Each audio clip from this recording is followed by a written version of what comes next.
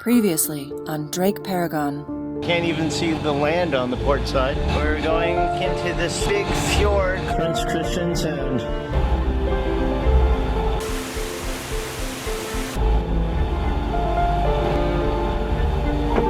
I really don't have the words to convey how amazing this looks. I really want to come back.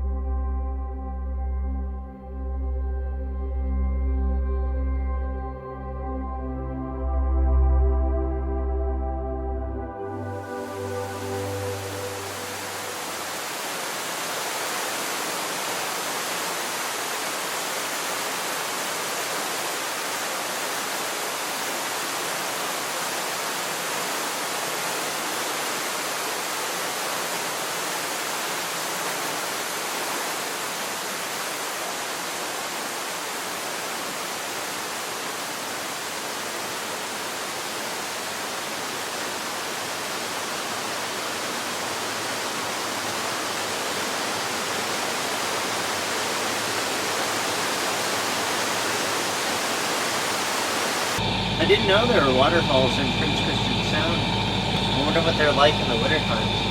I'd say this place is death on a stick in winter time. In the winter time, yeah. I'd say this place is cold. Death on a stick. I'm wondering if there's a possibility that we may be able to make it all the way to the weather station. Our plan was to go to that anchorage that's 20 miles away from the weather station. And before I was thinking that we just couldn't quite make it to the weather station, but we could barely make it to the other place. But we found that we've got great current going through here, so I think we could probably make it. We'll see as we get closer. In which case it maybe would be better to just go to the weather station instead of anchoring 20 miles from it. Yeah. On the other hand, it would be nice maybe to anchor in Prince Christian Sound.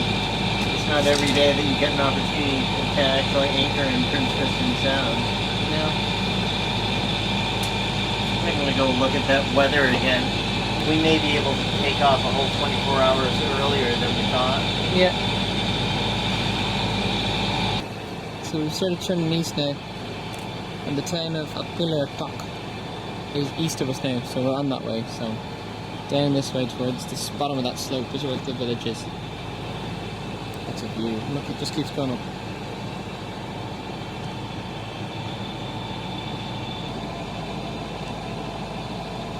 Snow-capped mountains all around. The icebergs in the fjord.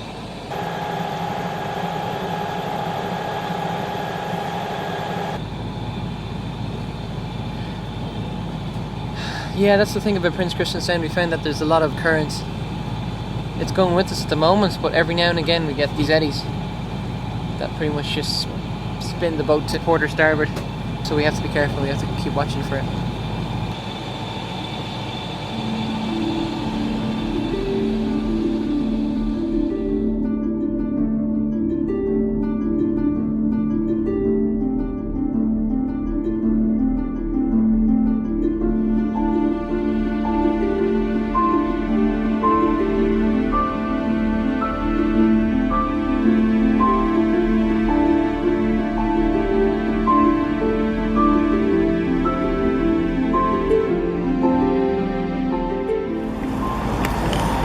When you got a second, can you look at something? Yeah. That looks doable to me. The only thing I haven't done is checked for development of any hurricane in the Caribbean. Maybe for that reason alone, we should go to the weather station and find out if there's a hurricane brewing. You think we could radio them? And ask? Yeah, I think we could. Do you want to go straight to Ireland? Or do you want to go to Iceland? Just sort of like, you know, in your gut, yeah. Good feeling. Like it's been on the fence. When you show me this, my initial reaction when I had a look through it, I'm like, well, this system is go for it. Even if we're slow or fast, there's nothing that's there that would. That looks like a pretty safe window to get to Ireland. Even on the very last day of the weather forecast, we still have another 600 nautical miles to go. It's a huge high-pressure system with nothing scary all around it. I would think that that would give us at least another 2 days, another 200 miles, so then we'd have 400 miles to go to the coast. And odds are we're going to do way better than 100 miles away. I'm sure of it.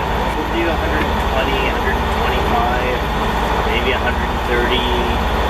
That's based on 100 miles a day, so really we'll be much further along.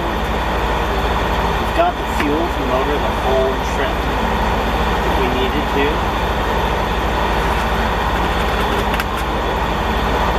The other part of me thinks, well, you know, you could go to Iceland and that might be cool to see Iceland for a week. A week in Iceland and then sail into Faroe, a few days in Faroe, and then to Scotland and then to work down the coast. Actually, that's going to Kinsale. And we were talking about not going to Kinsale, but somewhere much further up the western coast, and then you could hang out with us and sail That'll bring Ireland. you down the coast. I think with that in mind, I'd like to go Yeah. to Ireland, skip Iceland and Faroe, and use that time to see as much of Ireland as we can before we have to hunker down to the marina. You like that? I do. Unfortunately, we don't have a night to sleep on it. We have to decide now. When we come out of Prince Christian Sound, also there are icebergs. We'll be going at night. We'll have radar. If necessary, we'll go slow. Usually heading towards land. I won't do it in the dark. I'll wait offshore for light and then approach the coast. But this is the opposite. We're leaving. We won't be going towards any land. We'll just have icebergs to look out for, and they will show up on radar. Maybe if there's a ton of really small bits of ice that don't show up on radar very well, and they're like all over the place, and then we'll just go slow. I think we should call Aappilattoq Radio and ask them if they're aware of any hurricanes developing in the Caribbean. Certainly nothing like that developing on our weather map of the North Atlantic. Cool, thank you. Thanks, man. You want to relieve Mo for a minute so she can come down and take a look? Just grab me some. As much as I didn't want to leave Greenland, I knew that this was a great weather window. Okay, so the plan when we left this morning was to make it to the anchorage prior to the weather station and spend the night. But we've been making such good speed with the current, I realized that we wouldn't have to go to that anchorage. We can make it all the way to the weather station. Really? Yes. We were fighting a 3.5 knot current for a little while. What's our speed of the ground right now? 3.9. That's it? Maybe it's up to 4 point something. We were down to 2.7 on coast main almost. Hey Anna, Yeah. what's our speed over ground? Right now it's 4.5 knots. Okay. And we're going 6.6 through the water. Wow. I know there are a lot of factors to consider, but current is always less towards the shore and strongest in the center. You take it into the shore. If you want to hug one of the sides, just don't hit one of the icebergs. I still think we're going to make it to the weather station in time, but I'm proposing that we don't stop at the weather station, but just continue on and go. And go Now? now. Go to Ireland. I haven't put my patch on yet. Then you should put it on now. Mo instinctively knew that this was a bad idea. I think we should go straight for We're Ireland. gonna leave the panels out and everything. No, we'll put them all down. Yeah, we'll stow them. You can do it while we're underway. Let me show you the thinking. here's the latest weather map, and if we leave right now, then by Friday at 0000 hours UTC, we should be about there. In really light winds, light conditions. We're talking 5 knots of wind by the end of the first 24-hour period at sea. 24 hours later, the end of day 2, Saturday, 0000 UTC will be there, where the red dot is. We'll start getting some stronger winds from the west-southwest, 25 knots from behind. That'll be pushing us along very fast, probably about as fast as this boat can go, which is like 7 to 8 knots. By the end of day 3, we'll have 25 to 30 knots coming from the south-southwest. We might have to hope to if it gets much worse, but could probably sail it. The autopilot might not be able to handle it. We might have to hand steer it for a bit. 20 to 25 knots by the end of day 3. By the end of day 4, we've had a long day. We're in 20 knots out of the southwest. By the end of day 5, we're back into calm stuff. By the end of day 6, we've got 15 to 20 out of the south. By the end of day 7, it's pretty light, southwest, 5 to 15, something like that.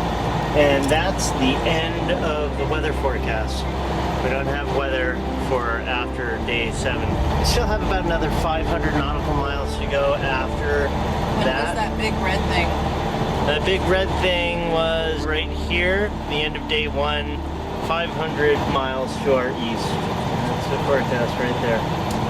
So what I like is that we've got this really big high pressure system and not a lot of wind. We're probably looking at a sunny few days with not much wind and maybe some motoring after day 7, and then we'll be in Ireland.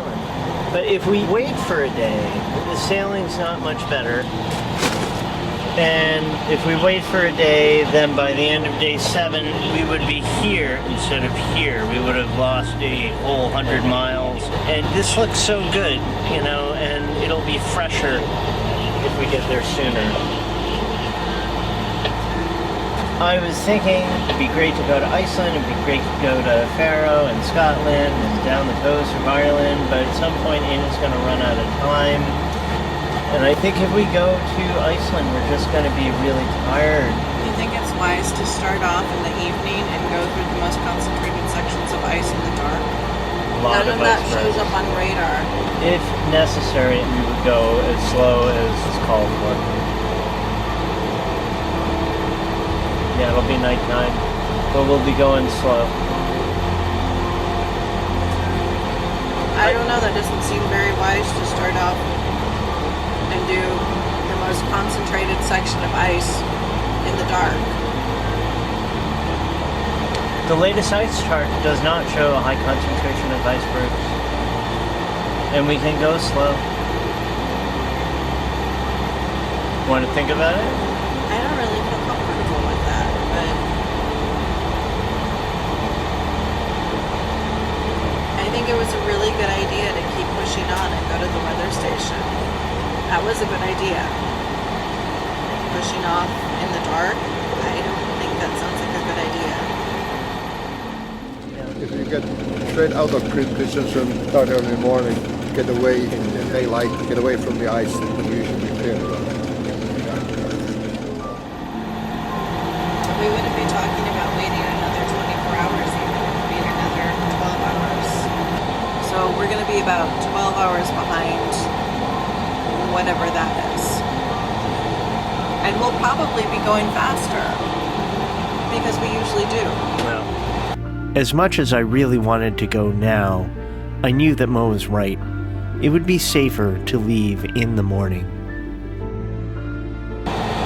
all right. That's a good point. I think safety-wise, I think it would just... Tie up at the weather station, leave in the morning. Okay. Sounds reasonable. I don't see any reason why we shouldn't do that.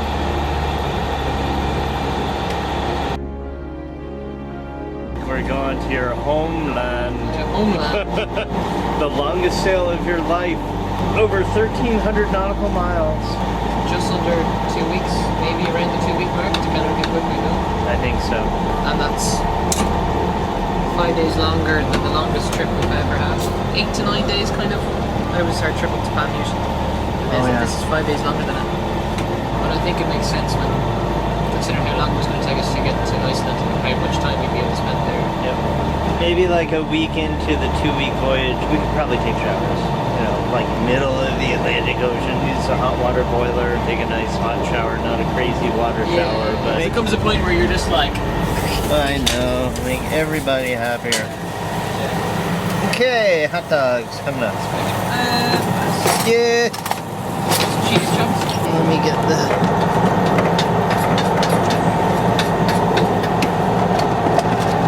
cheese trees. Want some of yours? Sure. No, that's great. Hey Mo, do you want cheese on your hot dog? Hey. Hot dog. These are Greenlandic hot dogs. You want the cheese on yours? Sure. Just pop it in there so they melt a little. Wow, eating hot dogs in Prince Christian Sound. Not how I expected it. So here we are sailing in Prince Christian Sound. Here's a little preview. We are putting together this little cool time-lapse video. I'm really... Yes, please. I'll take relish. I'm really liking how this one's coming out.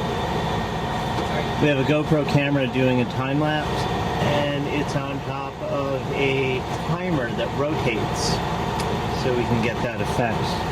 It's mounted on the stern arch or on the bowsprit. These mountains are just unbelievable. But here, look at the real thing. Oh, it's a glacier. That, my friends, is a glacier. And 80% of Greenland is that. All ice. Blows my mind.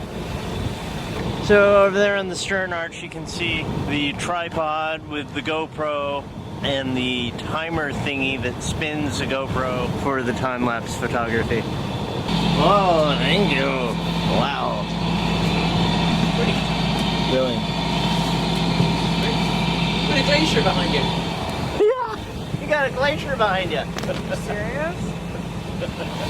That one before.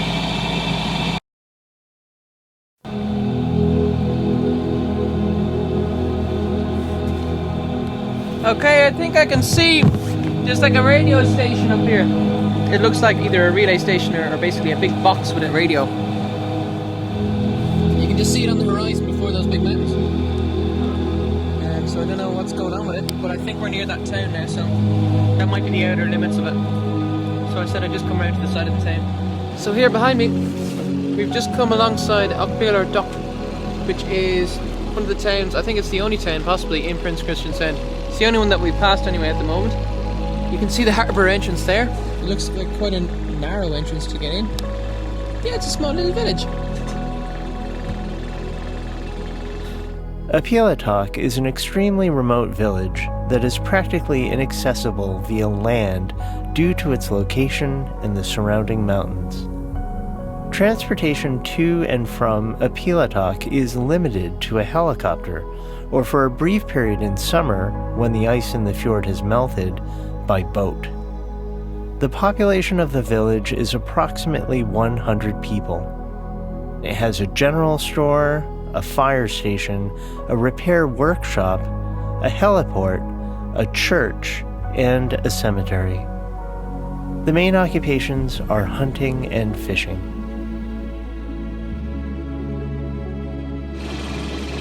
Sweet. Let's try to book it. We'll try to book it to the weather station, try to get there. Because the weather is better for pushing off tomorrow morning for Ireland than the day after, I think. Okay. Wow. That is really in the middle of nowhere. Holy crap. Yeah, no kidding, huh?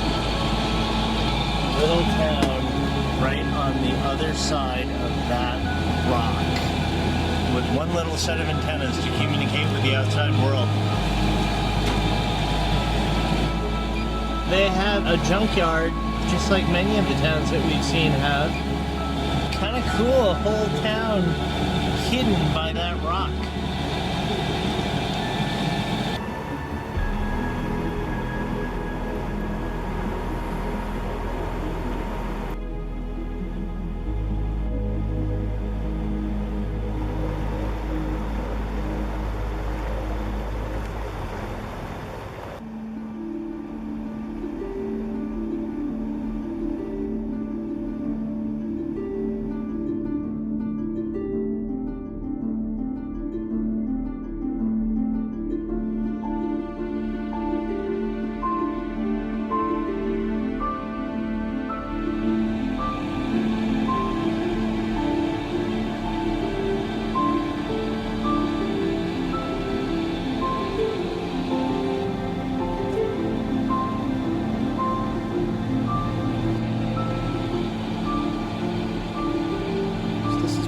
Sound.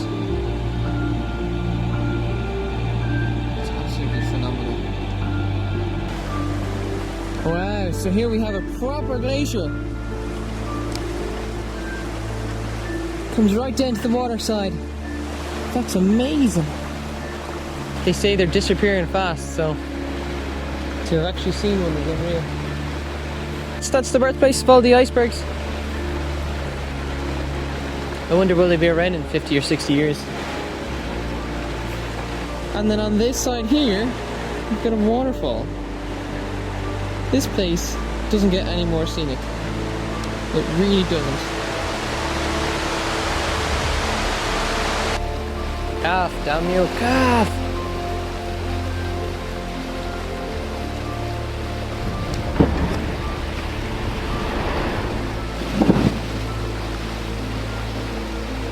I have the power. I have the power. Oh my. We got a glacier calving on camera. It's awesome. So this glacier is coming into Prince Christian Sound, and we saw earlier just a very small piece of ice fall off, go into the sea, and it's in the Sound now. So there's a couple of little very small icebergs or bergy bits in the water because of it.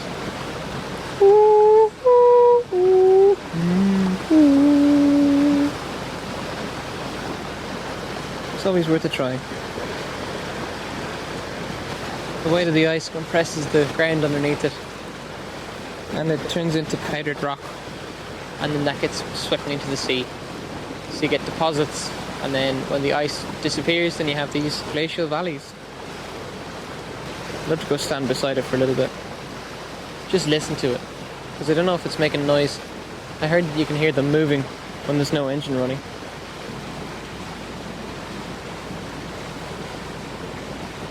That's it, dudes. That's the glacier.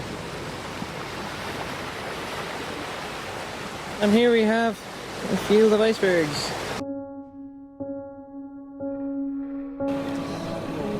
It's a lot of ice.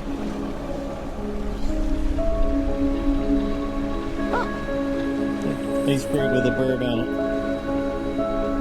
So we're gonna go anchor there because on the chart it has a little anchor thing there. It's 55 meters deep, which is 165 feet. I've never anchored in 165 feet before. We have 300 feet of chain and then another 200 feet of line after that. It's cold. We're gonna have a heck of a fire tonight, I think. Because just before we left, I grabbed one of those wooden pallets that was thrown away. I'll cut that up and we'll burn the whole thing tonight. Okay, so we've just come into our anchorage. We haven't anchored yet, we're looking for it now. We're basically on our port side. We have this glacier. Like a full proper glacier. So that would explain why our anchorage has ice in it. We're really close to this glacier. That's the mountain range here too. And then in there where the iceberg off the bow is, you can see there's a lot more pieces of ice in there. So we've got little bits of ice going by. heading in there to see if we can get an anchorage.